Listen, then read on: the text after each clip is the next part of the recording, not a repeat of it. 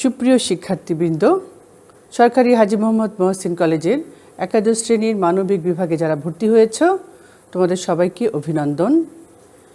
আজকে আমাদের ক্লাসরুমে তোমাদের সঙ্গে দেখা হবার কথা ছিল, কিন্তু তোমরা নিশ্চয়ই জানো পৃথিবীর কঠিন অসুখ এবং সারা পৃথিবী এতে স্থবির হয়ে গেছে।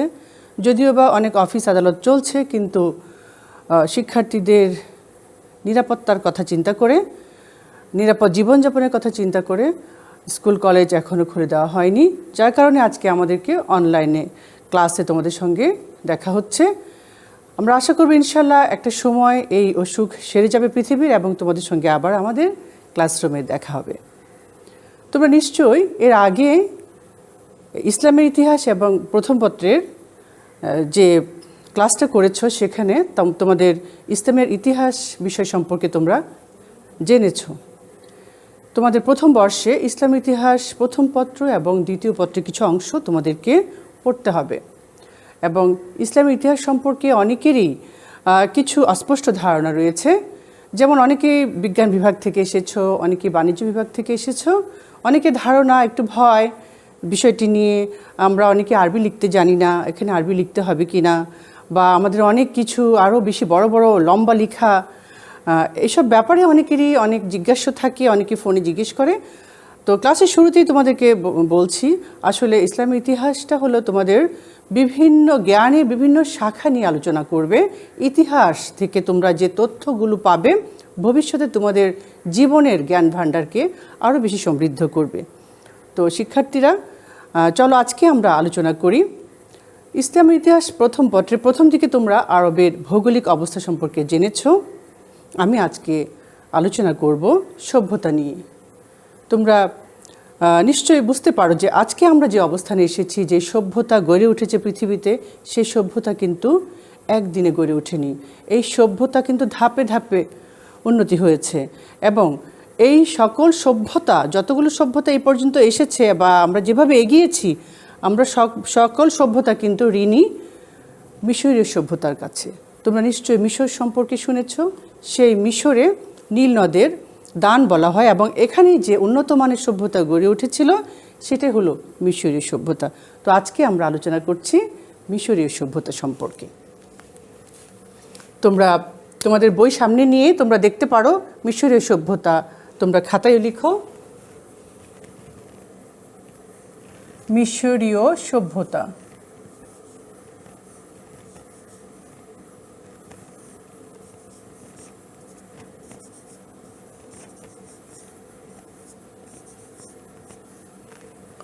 তোমরা খাতায় লিখলে তোমাদের সেটা ধারাবাহিকতা থাকবে এবং পরবর্তী ক্লাসটা তোমরা খুব সহজেই ধরতে পারবে।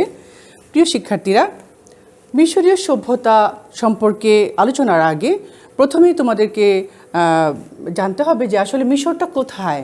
মিশর কিন্তু খুব গুরুত্বপূর্ণ একটি দেশ, কারণ এই মিশরকে চারপাশ থেকে ঘিরে রেখেছে এশিয়া মহাদেশ, আফ্রিকা মহাদেশ এবং ইউরোপ মহাদেশ।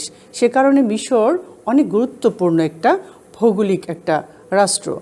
এবং এই যে এতগুলো সভ্যতা, তোমরা নিশ্চয়ই ব্যাবিলনীয় সভ্যতা সম্পর্কে শুনেছ, মেসোপটেমীয় সভ্যতা শুনেছ, হেলেনিক সভ্যতা সম্পর্কে শুনেছ, গ্রিক সভ্যতা সম্পর্কে শুনেছ, মহেঞ্জোদারো, হরপ্পা, সকল সভ্যতা এই মিশরীয় সভ্যতার কাছে ঋণী। এবং এই সভ্যতাগুলো গড়ে উঠেছিল কিন্তু নাগরিকীকরণের কারণে, জনসংখ্যা বৃদ্ধির কারণে এবং মানুষের জীবন জীবিকার প্রয়োজনে, যেমন কৃষিকাজের প্রয়োজনে, এরপর তাদের বাসস্থানের প্রয়োজনে, বিভিন্ন কারণেই কিন্তু এই মিশরীয় সভ্যতা গড়ে উঠেছিল। সেই মিশর সম্পর্কে ঐতিহাসিক ফ্লিন্ডার্স বলেন যে এই সভ্যতা প্রায় 10,000 বছর আগের সভ্যতা, অনেক পুরনো সভ্যতা। এবং এই পুরনো সভ্যতা বলেই কিন্তু বারবার আমরা বলছি যে মিশরীয় সভ্যতার কাছে পৃথিবীর অপরাপর সভ্যতা ঋণী। মিশরকে অবস্থা এবং মিশরের যে ভৌগোলিক অবস্থা আমি আলোচনা করেছি, এবং এই মিশরকে কিন্তু নীল নদের দান বলা হয়। মিশরের ভৌগোলিক অবস্থান এবং এর ভৌগোলিক অবস্থাটা কেমন, যে অর্থাৎ যে জলবায়ু তার অবস্থাটা কেমন, সেটা তোমরা দেখবে। ভৌগোলিক অবস্থা সম্পর্কে তোমরা জানো যে মিশরকে আসলে নীল নদের দান বলা হয়, কারণ কি মিশরের অববাহিকায় নীল নদ প্রবাহিত হয়েছে এবং প্রতি বছর মিশরে এই নীল নদের কারণে জুন থেকে অক্টোবর পর্যন্ত প্লাবন হয়। প্লাবনের ফলে নীল নদের দুই পাড়ে অর্থাৎ দৈর্ঘ্যে প্রায় 600 মাইল, দৈর্ঘ্যে প্রায় আমরা প্রায় বলছি দৈর্ঘ্যে প্রায় 600 মাইল এবং প্রস্থে প্রায় 10 মাইল পর্যন্ত পলিমাটি পড়ে। এটা দৈর্ঘ্যে বলবো, এবং প্রস্থে প্রায় 10 মাইল পর্যন্ত পলিমাটি পড়ে এবং সেই পলিমাটির কারণে মিশরের যে ভূমি খুব উর্বর হয় এবং উর্বর পলিমাটিতে তোমরা নিশ্চয়ই জানো যে প্রচুর পরিমাণে শস্য উৎপন্ন হয় এবং সেই সময় থেকেই মিশরে যে প্রচুর পরিমাণে শস্য উৎপাদিত হতো, তুলা সহ এবং অন্যান্য অনেক অনেক শস্য উৎপাদিত হতো, যার ফলে মিশর সেই উৎপাদিত পণ্যগুলো বিভিন্ন দেশে সরবরাহ করে রপ্তানি করে তারা অর্থনৈতিকভাবে অনেক সমৃদ্ধ হতো। এই কারণে মিশরকে নীল নদের দান বলা হয়। মিশরের রাজনৈতিক ইতিহাস রয়েছে, অর্থাৎ তোমরা মিশরের ফারাও রাজাদের কথা শুনেছ, তোমাদের সে সম্পর্কে একটু আলোচনা করব। মিশরের রাজনৈতিক ইতিহাসটা কেমন ছিল। রাজনৈতিক ইতিহাস অর্থাৎ কারা ছিল প্রাচীনকালের মিশরে, প্রথমে কারা ছিল।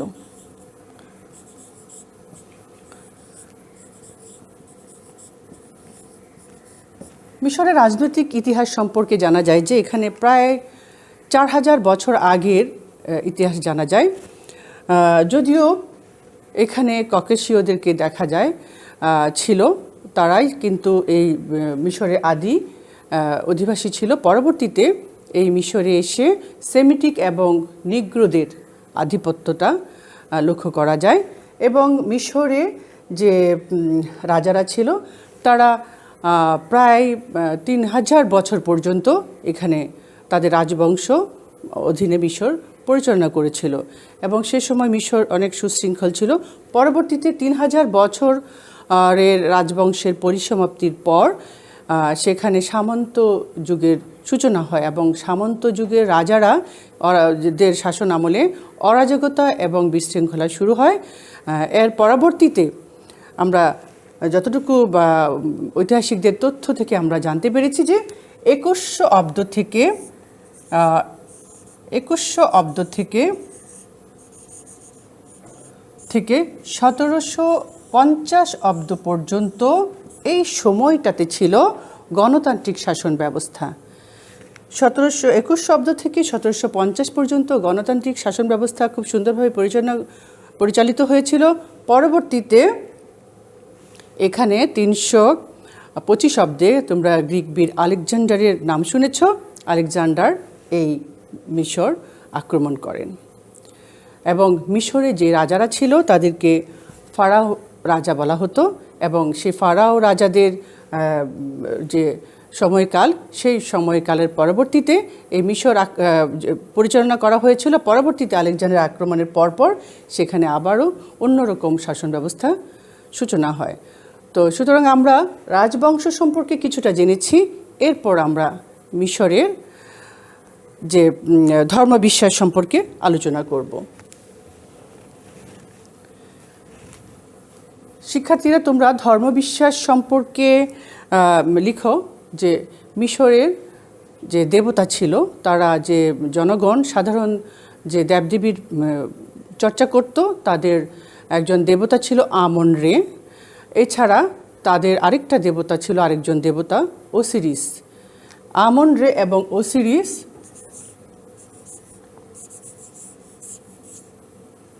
রে এক দেবতা, অন্যজন ছিল ওসিরিস।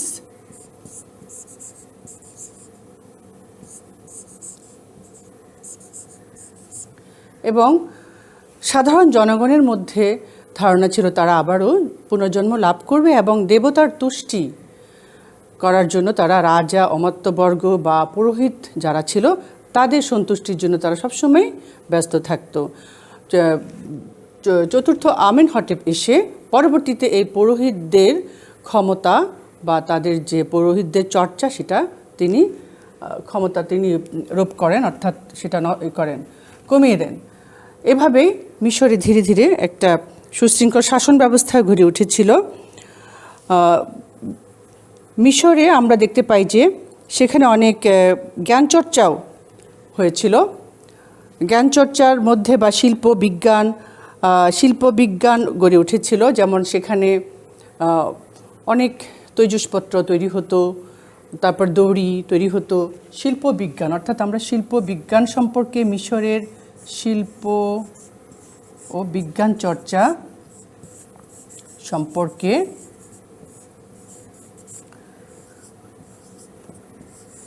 সম্পর্কে জানব। সে সময় মিশরে, অর্থাৎ প্রাচীন মিশরে শিল্প এবং বিজ্ঞান চর্চাও হতো। সেখানে বিভিন্ন তৈজসপত্র তৈরি হতো, বিভিন্ন নির্মাণ কিছু শিল্প, দড়ি এবং অন্যান্য প্রয়োজনীয় জিনিসগুলো নির্মাণ হতো। এছাড়া তোমরা নিশ্চয়ই প্যাপিরাসের নাম শুনেছ। প্যাপিরাস নামক এক প্রকার মিশরে যে জলজ উদ্ভিদ ছিল, সেই জলজ উদ্ভিদ থেকে, প্যাপিরাস নামক জলজ উদ্ভিদ থেকে তখন প্রথমে কাগজের প্রচলন করা হয়। অর্থাৎ প্যাপিরাসের ভেতর থেকে যে পাতলা একটা আবরণ ছিল সেটা শুকিয়ে পরবর্তীতে কাগজ নির্মাণ করা হয়েছিল। সুতরাং মিশরে অনেক শিল্প গড়ে উঠেছিল। মিশরীয়রা এই শিল্প বিজ্ঞান এবং জ্ঞানের চর্চার সঙ্গে সঙ্গে তারা কিন্তু পিরামিডেরও নির্মাণ তারা করেছিল। অর্থাৎ তাদের স্থাপত্য ক্ষেত্রেও আমরা দেখেছি যে অনেক উন্নত হয়েছিল। এবং যদিও বা আমরা দেখতে পাই যে শিল্প এবং বিজ্ঞান চর্চায় তারা অনেক উন্নতি করেছিল, কিছু কিছু ক্ষেত্রে তারা চিকিৎসা ক্ষেত্রে অনেক অবদান রেখেছিল। চিকিৎসা বিজ্ঞান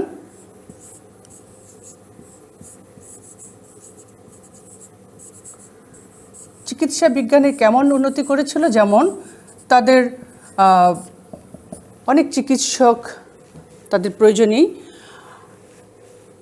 দাঁতের চিকিৎসা তারা শিখেছিল, অর্থাৎ দন্ত চিকিৎসক হয়েছিল, পাকস্থলীর চিকিৎসা তারা করত। এছাড়াও তারা অনেক সার্জারি বা অপারেশন করত, অনেক রাসায়নিক পদার্থ আবিষ্কার করেছিল। অর্থাৎ তখন মনে করা হতো যে তাদের রাজারা, অর্থাৎ ফারাও রাজারা আবার পুনর্জন্ম লাভ করবে, এবং সে কারণেই তাদের যে দেহটাকে আত্মা বা দেহটাকে তারা আবার মমি করে রাখার জন্য বিভিন্ন রাসায়নিক পদার্থ মিশিয়ে সেইটাকে আবার মমি করে রাখা হতো। তো সুতরাং আমরা দেখতে পাচ্ছি যে চিকিৎসকগণ দন্ত চিকিৎসায়, পাকস্থলী চিকিৎসা এবং অন্যান্য সার্জারিতেও অনেক উন্নতি লাভ করেছিল। এবং এই মিশরীয়রা শুধুমাত্র চিকিৎসা বিজ্ঞান নয়, দর্শন শাস্ত্রেও কিন্তু অনেক উন্নয়ন সাধন করেছিল। দর্শন শাস্ত্র,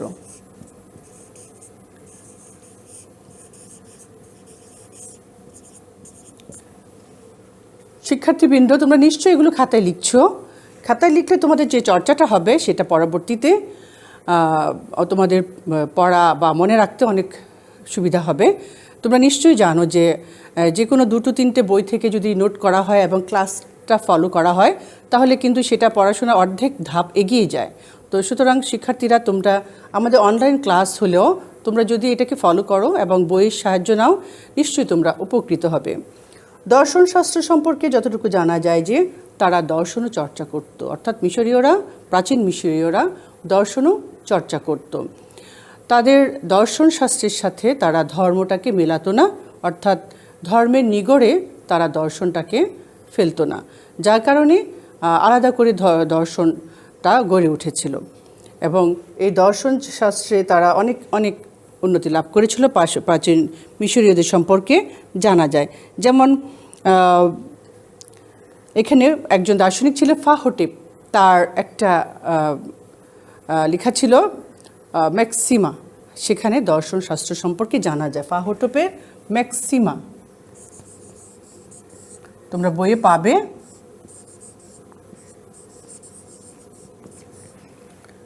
দর্শনশাস্ত্রে সম্পর্কে অনেক গুরুত্বপূর্ণ কথাগুলো লেখা আছে ম্যাক্সিমাতে, এবং এটা নৈতিকতার উপর লেখা হয়েছিল। এছাড়াও তোমরা জানো যে সর্বপ্রথম মিশরে লিখন পদ্ধতি আবিষ্কৃত হয়েছিল। তোমরা নিশ্চয়ই এর আগের যে স্কুলগুলোর ক্লাসগুলোতে তোমরা শিখেছ এবং তোমরা জেনেছো যে এই লিখন পদ্ধতি কিন্তু প্রথমেই মিশরীয়রা আবিষ্কার করেছিল। কিভাবে করেছিল এবং তাদের যে লিখন পদ্ধতি সেটাকে বলা হতো চিত্রলিখন পদ্ধতি। লিখন পদ্ধতি মিশরীয়রা প্রথমে লিখন পদ্ধতি আবিষ্কার করেছিল। তাদের চিত্রলিখন পদ্ধতি বা হাইরোগ্লিফিক বলা হতো তাদের পদ্ধতিকে। এই চিত্রলিখন পদ্ধতি বা লিখন পদ্ধতি আবিষ্কারেরও একটা কারণ আছে। যখন তাদের মিশরীয়দের অর্থনৈতিক লেনদেন, ব্যবসা বাণিজ্যের কার্যক্রম বেড়ে গিয়েছিল, তাদের বিভিন্ন হিসাব নিকাশ রাখার জন্য প্রয়োজন হয় কোনো কিছু তথ্য উপাত্তগুলো লিপিবদ্ধ করার। সেই কারণে তারা অনেক গবেষণা করে প্রথমে তারা সাংকেতিক চিহ্ন ব্যবহার করে, পরবর্তীতে সাংকেতিক চিহ্নটাকে আবারও রূপ দিয়ে চিত্রের মাধ্যমে প্রকাশিত হয়। এবং সেই চিত্রলিখন পদ্ধতিও যখন অনেক বেশি সময় সাপেক্ষ হয়ে যায়, কষ্টসাধ্য হয়ে যায়, তখন সেটা সাংকেতিকভাবে প্রকাশ করা হয়। এভাবেই চিত্রলিখন পদ্ধতি মিশরীয়রা আবিষ্কার করে। আচ্ছা, এরপর আলোচনা করছি মিশরীয় সাহিত্য। তোমরা নিশ্চয়ই মিশরীয় সাহিত্য সম্পর্কে জানবে। মিশরীয়রা কিন্তু অনেক সুন্দর সুন্দর সাহিত্য রচনা করেছিল, প্রাচীন মিশরীয়রা। তাদের মধ্যে আমি লিখছি সাহিত্য চর্চা,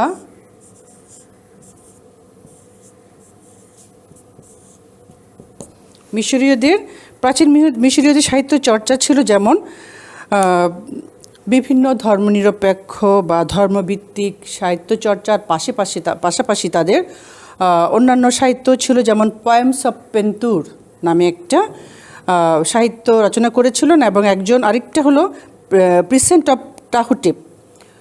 পয়েমস অফ পেন্তুর এবং প্রিসেন্ট অফ টাহুটেপ তোমরা লিখতে পারো, কারণ এমসিকিউ পদ্ধতিতে মানে এমসিকিউ কোশ্চেনে কিন্তু এই ধরনের তথ্যগুলো কাজে লাগবে তোমাদের। যেমন পয়েমস অফ পেন্তুর আমি লিখছি সাহিত্য চর্চায় তাদের যে দুটো গ্রন্থের নাম বলছি আমি। একটা হলো পয়েমস অফ পেন্তুর,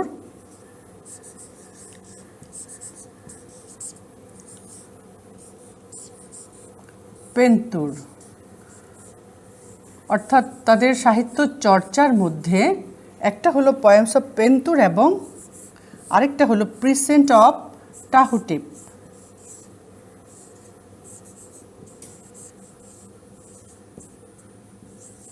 প্রিসেন্ট অফ টাহুটেপ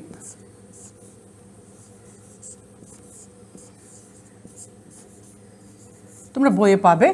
এবং তোমরা নিশ্চয়ই যে সৃজনশীল পদ্ধতিতে পরীক্ষা দিয়েছো সেখানে তোমরা দেখেছো যে কিভাবে আসে। আমরা হয়তো এভাবে দিতে পারি যে প্রিসেন্ট অফ টাহুটেপ কোন সভ্যতায় সাহিত্য রচনা করা হয়েছিল, এটা কোন যুগের। আমরা হয়তো 3-4টা সভ্যতার নাম দিব, তোমাদের জানা থাকলে তোমরা নিশ্চয়ই খুব সহজেই এটা ধরতে পারবে। এভাবেই উল্লেখযোগ্য দুটো সাহিত্য বা গ্রন্থ তখন মিশরে রচনা করা হয়েছিল। এরপর আমরা আলোচনা করব মিশরের সমাজ ব্যবস্থা, অর্থাৎ মিশরে যে সমাজ ব্যবস্থা গড়ে উঠেছিল সেটার মধ্যে 3টা শ্রেণী ছিল। প্রথম শ্রেণীতে ছিল রাজা, 3টা শ্রেণী ছিল। দ্বিতীয় শ্রেণীতে ছিল, প্রথম শ্রেণীতে রাজা, দ্বিতীয় শ্রেণীতে ছিল অভিজাত এবং যে পুরোহিত শ্রেণী, এবং তৃতীয় শ্রেণীতে ছিল সাধারণ জনগণ, চিকিৎসক, শিক্ষক, ব্যবসায়ী, অন্যান্য বিভিন্ন পেশাজীবী সাধারণ মানুষগণ। এভাবেই সমাজ ব্যবস্থা গড়ে উঠেছিল। কিন্তু সাধারণ বা নিম্ন শ্রেণীর মানুষের উপরে যে অভিজাত শ্রেণীদের তাদের অত্যাচার বা শোষণ ছিল অনেক বেশি। এভাবেই মিশরে আমরা দেখতে পাচ্ছি যে সাহিত্য, দর্শনে, লিখন পদ্ধতিতে বিভিন্ন জ্ঞানের বিভিন্ন শাখায় মিশররা অনেক উন্নত করেছিল। তবে সবচেয়ে এখনো পর্যন্ত তোমরা যে বিষয়টা বললেই মিশরকে চিনে ফেলো সেটা হলো কি, যে পিরামিড। দেখেছ? হ্যাঁ, এই যে পিরামিড, এটা কি ত্রিভুজের তিন কোণ, হ্যাঁ, এবং এই যে ত্রিভুজের মতো আকৃতি সেটা হলো কি পিরামিড। সেই পিরামিডটা কিন্তু মিশরীয়রা নির্মাণ করেছিল। অনেক বড় বড় স্থাপত্য নির্মাণ করেছিল, স্ফিংস নির্মাণ করেছিল, এবং এই পিরামিডের মধ্যে সেই যে মমি করা দেহগুলো, যে সকল রাজারা মনে করত তাদের পুনর্জন্ম হবে এবং তাদের তৈজসপত্র, তাদের বিভিন্ন গুরুত্বপূর্ণ এবং দামি মূল্যবান সামগ্রীসমূহ তাদেরকে রাখা হতো, সেটার জন্যই কিন্তু পিরামিড করা হয়েছিল। এবং পিরামিডটা এরকম কেন হয়েছিল সেটা অনেক তথ্য আছে। যেমন এই পিরামিডে বা কোনো ঘরের মতো করা যখন হতো তখন সেই মূল্যবান সামগ্রীগুলো চুরি হয়ে যেত। পরবর্তীতে এমনভাবে এটাকে নির্মাণ করা হয়েছিল যাতে কেউ এটাকে আর তাদের দেহটাকে বা তাদের যে মূল্যবান সামগ্রী সেটা নষ্ট করতে না পারে। এই কারণে কিন্তু পিরামিড নির্মাণ করা হয়েছিল। এবং এই পিরামিডগুলো অনেকগুলো পাথর টেনে টেনে এনে সে পিরামিডগুলো করা হয়েছিল। এবং বিখ্যাত একটা পিরামিড রয়েছে যেটা খুফুর পিরামিড নামে। অনেক উঁচু উঁচু ছিল এই পিরামিডগুলো, স্ফিংসগুলো, এবং এক একটা পাথরের ওজন প্রায় ছিল 450 টনের মতো করে।